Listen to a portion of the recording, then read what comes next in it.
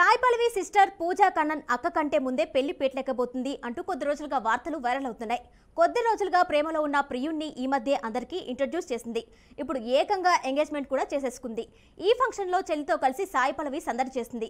మరి నీ పెళ్ళెప్పుడు అంటూ రిలేటివ్స్, ఫ్యాన్స్, నెటిజన్స్ సాయి పల్లవిని అడుగుతున్నారు. మరి తనేం చెప్పింది? పూజా కన్నన్ ఎంగేజ్మెంట్ సినిమాలకి సంబంధించిన విశేషాలేంటి ఇప్పుడు చూద్దాం.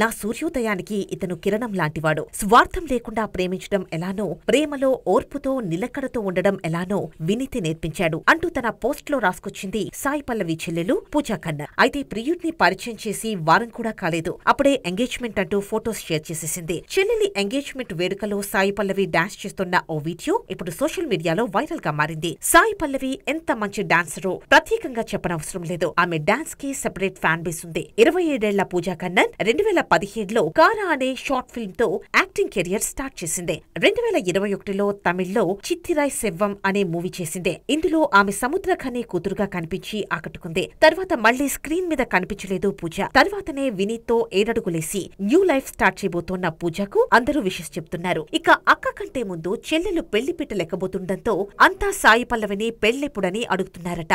దీంతో ఇంట్లో వాళ్లతో పాటు రిలేటివ్స్, ఫ్యాన్స్ అండ్ నెటిజన్స్ కి కూడా సమాధానం చెప్పలేకపోతోందట సాయి పల్లవి. త్వరలో చేసేయాలని పేరెంట్స్ ప్లాన్ చేస్తున్నారని తెలుస్తోంది. ప్రస్తుతం తెలుగులో నాగచైతన్య పక్కన తండేల్ మూవీ చేస్తోంది talented actress and beautiful dancer.